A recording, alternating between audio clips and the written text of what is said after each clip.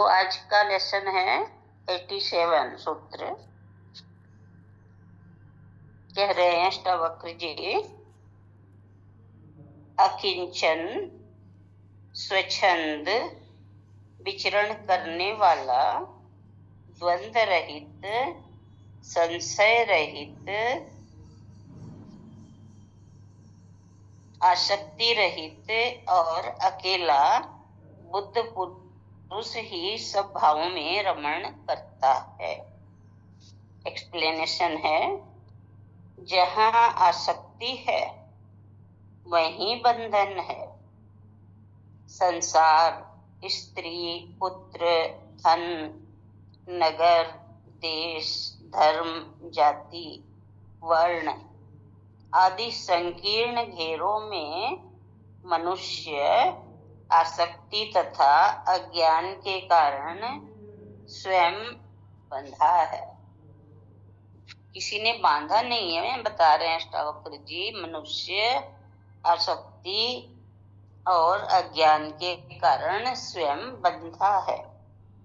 इनके पीछे उसके निहित स्वार्थ हैं, अपने स्वार्थ हैं। बंधन का कारण स्वार्थ भी है, जिनके कारण वह अपने को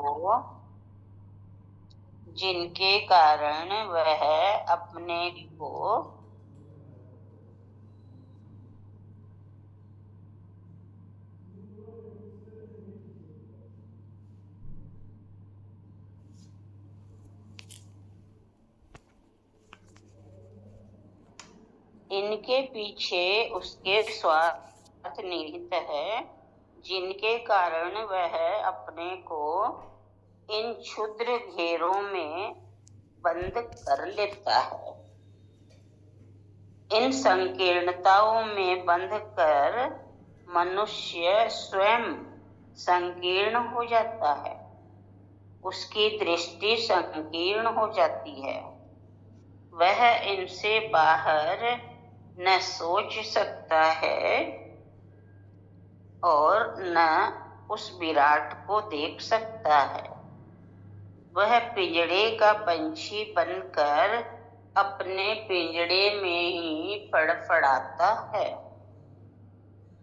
एवं उसी में प्राण त्याग देता है। वह खुले आकाश में कभी उड़ान नहीं भर सकता। उसे कैसे ज्ञात हो सकता है कि सृष्टि में अन्यत्र भी सौंदर्य है। इसी प्रकार संकीर्ण मान्यताओं, विचारों, सिद्धांतों, नियमों आदि से बंध कर मनुष्य छोटा हो जाता है, किंतु अहंकार वश इनमें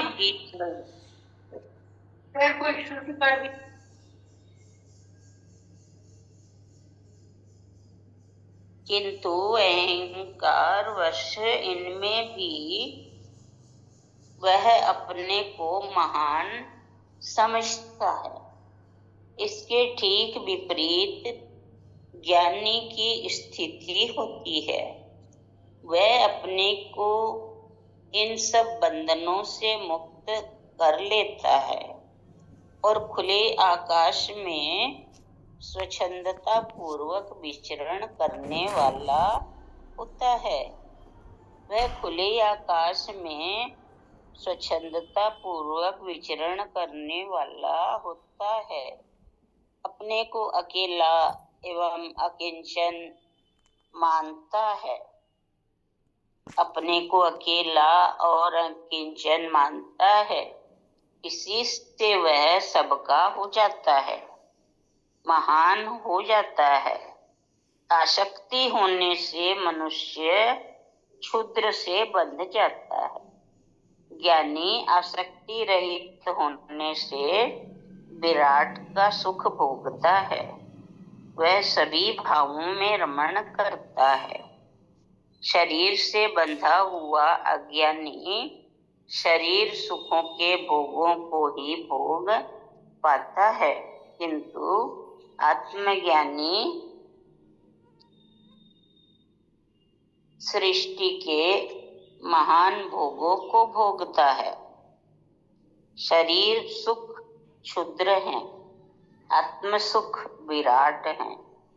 जिसमें रमण करने वाला ज्ञानी ही सब भावों में रमण करता है। जिसमें रमण करने वाला ज्ञानी ही रमण करता है। इतना ही है।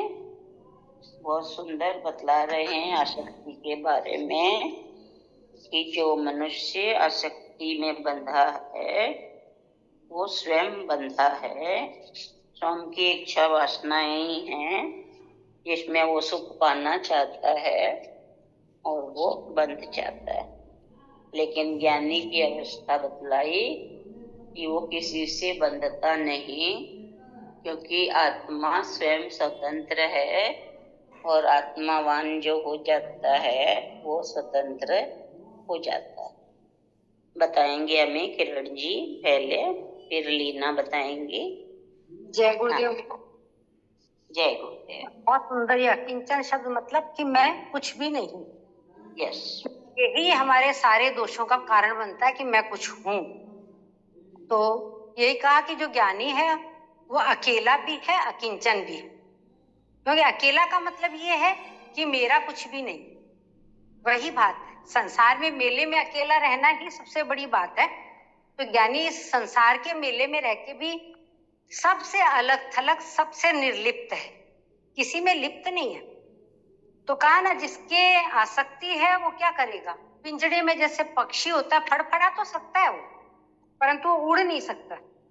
और हमारे शास्त्रों में कहा ना कि स्वतंत्रता ही सबसे बड़ा सुख है और सबसे बड़ा दुख है परतंत्रता। और पिंजरे का पंछी, उसको जो दिया जाएगा वो खा लेगा, नहीं दिया जाएगा भूखा रहेगा, तड़फड़ाएगा, फड़फड़ाएगा, पर कुछ कर नहीं सकता। तो जिसकी आसक्ति है ना, वो आसक्ति ही उसे पिंजरे में कैद कर देती है। घर, परिवार, लक्ष्मी और मेरा, तेरा, राग, द्वेष, सब के कारण वो हमारी आसक्ति होती है। यदि हमारा आसक्ति नहीं हो तो बस जैसे वाणी में था ना कि समभाव में आ जाएगा। जिसको आसक्ति नहीं है तो फिर उसे कोई उड़ने से कैसे रोक सकता है? वो तो स्वतंत्र ही है। तो ये कहना चाहते हैं कि आसक्ति सबके मूल में हमारे दुख का कारण है, इसलिए हम क्षुद्र भाव में रहते हैं और आत्मानंद से फिर वो वंचित रहता है। और वो आसक्ति को ही सुख का कारण समझता है अज्ञानी, कि भैया मैंने जैसे घर की चीजों में आसक्ति हो गई तो पूरे दिन उसी में लगा रहेगा। इस चीज को मैं ढंग से रखूं, इसकी रख रखाव रखूं, ये ले आऊं, वो ले आऊं, तो उसको तो सुख लग रहा है क्योंकि आसक्ति है उन वस्तुओं में, परंतु है तो उसके दुख का कारण ही ना। समय उसका किस में जा रहा है? केवल इन नश्वर वस्तुओं में जा रहा है। तो उसने आत्मा के आनंद तक वो जानता ही नहीं है, उसका परिचय ही नहीं है। तो जो आत्मानंद में का अनुभव करना चाहते हैं उन्हें आत्मभाव में और बड़े विचारों में और आसक्ति से रहित होना पड़ेगा। जिस दिन आप आसक्ति छोड़ दोगे ना तो सब कुछ भोगते हुए भी, बोला ना, बड़ा भोग, बड़े चीज का भोग भोग रहे हैं। उस समय वो भोग तो रहे हैं, परमात्मा के प्यार को पा रहे हैं, संसार के सब सारे काम वो कर रहे हैं, परंतु वो भोग उसका विलास और वासना नहीं बनते हैं। उसका एक वो साधन मात्र समझ के ही उसको जीवन में वो उपयोग में लेते रहते हैं, उनसे बंधते नहीं है। तो सबसे मूल तो मुझे माँ इसका आज का समझ में आया कि आसक्ति रहित होना है।